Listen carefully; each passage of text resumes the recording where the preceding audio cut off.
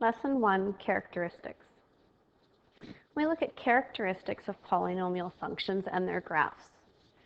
If we have a degree of 0, we really have a function like f of x equals 3. If f of x equals 3, we have a horizontal line. As soon as the degree increases, we can compare the graphs to one of two. The first one is degree 1 equations, or anything with an odd degree, will look similar to a straight line that begins down in quadrant 3 and ends in quadrant 1. If we have a second degree equation, or anything that has an even degree, they will look like a quadratic function. Quadratic functions start in quadrant 2 and end in quadrant 1. As we increase the degree, we can compare the degree of all other polynomial functions to either linear functions or quadratic functions. So let's have a look. If we have a degree 3 equation or a cubic function, it's an odd degree, and so it's similar to a linear function, meaning that my linear function would go like this. You'll notice that this degree 3 cubic function also starts in quadrant 3 and ends in quadrant 1, just like our linear function does. A degree 4 equation is an even degree, and so it's going to look like that quadratic function. Our quadratic function was shaped like this, and you'll see that this quartic function, or degree 4 equation, starts in quadrant 2, ends in quadrant 1. If we look at a degree 5 or a quintic function, the degree is odd, and so it's going to look like, again, like that linear function, starting down here in quadrant number 3, ending in quadrant 1. Now these graphs are all assuming that our coefficient, our leading coefficient, is a positive value. And we'll talk about what happens if it's a negative value in a few minutes.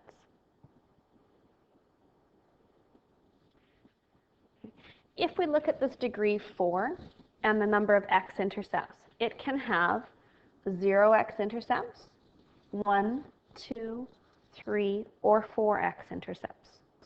So it can have up to 4. A degree 5 equation can have up to 5 x-intercepts.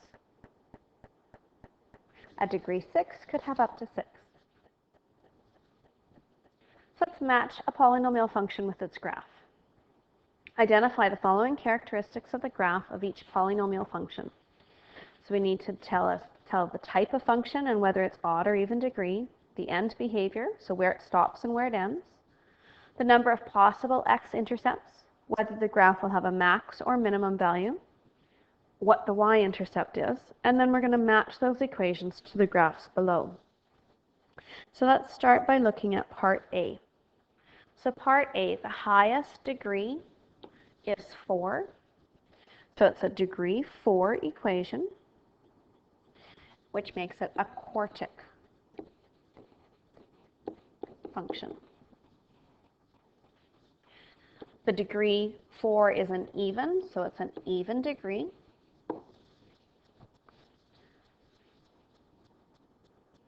We need to describe the end behavior. Because it's even degree, it's going to be like the quadratic function x squared.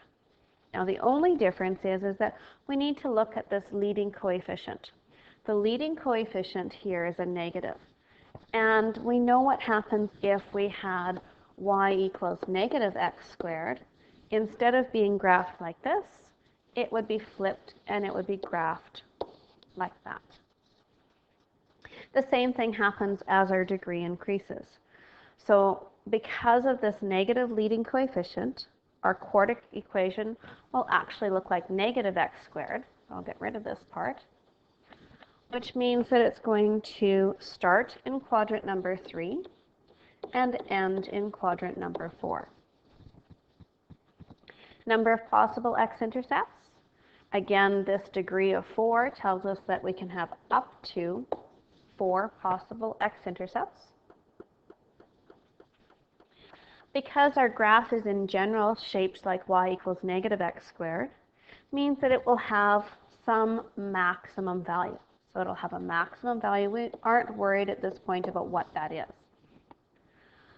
The y-intercept, to find the y-intercept, we want to put 0 into our function for x.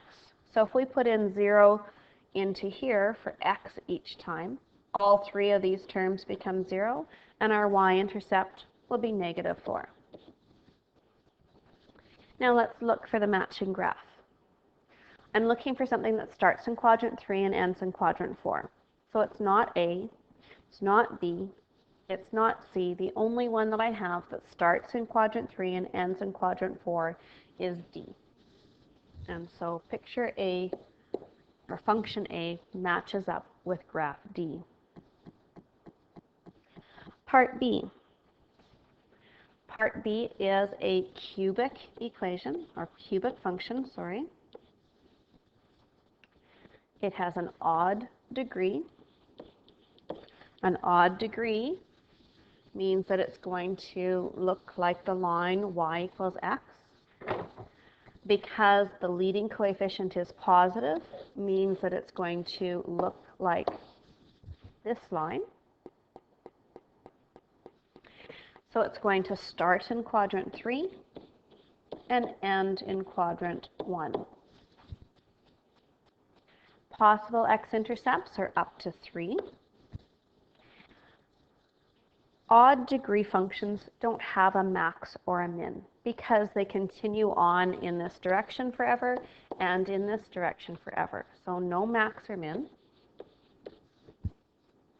The y-intercept, again, we can find by substituting in 0 into our function for x. If we substitute in 0, these terms just become 0, and we're left with a y-intercept of positive 3. So looking for our graph that matches, we already know that it's not D.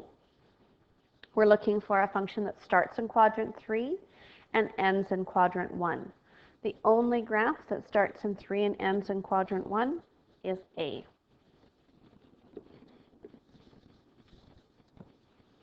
Part C. Part C has a degree 5, so it is called a quintic function. It has an odd degree. So again, it's going to look like the line y equals x. This time, because our leading coefficient is a negative, instead of starting in 3 and ending in 1, it's reflected in that x-axis, and the line will be shaped like this. And so it starts in quadrant 2, ends in quadrant 4. Number of possible x-intercepts, again, there are none. Oh, did I miss something? No. So no max or min. I am out of order here. Where are we? Number of possible x-intercepts, is first. Possible x-intercepts, same as the degree, so it can have up to 5 x-intercepts. Because it's similar to a straight line, there are no max or min. The y-intercept is found by substituting in 0. If I substitute 0 in for x, this term is 0, this term is 0, so is this one, and so my y-intercept becomes 0. Matching that up, so I'm looking for something that starts in quadrant 2, ends in quadrant 4. The only one that we have is graph C. The last one is another quartic because it has degree 4. It has an even degree. So it's not going to look like a straight line. It's going to look like a quadratic function.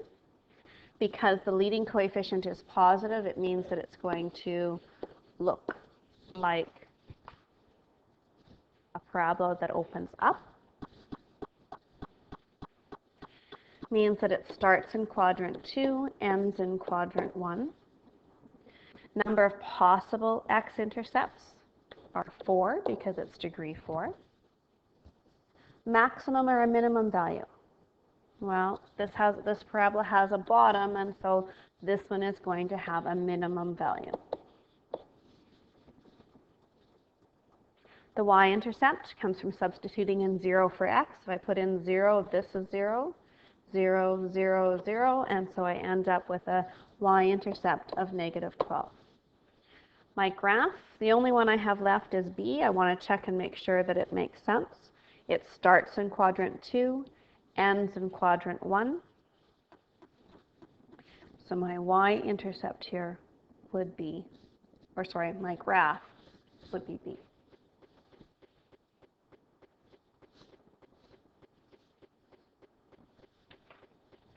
Applications of polynomial functions. A bank vault is built in the shape of a rectangular prism. Its volume V is related to the width in meters of the vault doorway by the function V of W. What is the volume in cubic meters of the vault if the door is 1 meter wide? Well, if the door is 1 meter wide, then if all I need to do is evaluate that function where the width is 1. So this is part A. We're going to substitute 1 into that polynomial function. So it becomes plus 13 times 1 squared plus 54 times 1 plus 72. Evaluating that gives me 1 plus 13 plus 54 plus 72, or 140 meters cubed. Part B. What is the least volume of the vault? And what is the width of the door for this volume? So the least volume of the vault would be when the width of the door is the smallest.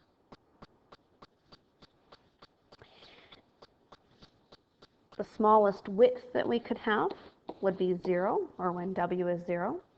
And so substituting in, we end up with W cubed plus 13 times 0 squared plus 54 times 0 plus 72. Of course, a bunch of these terms are just 0, and we end up with a volume of 72 meters cubed. So that's the least volume for the vault. The width of the door for this volume would be 0. And why is this situation not realistic? Because our vault wouldn't have a door.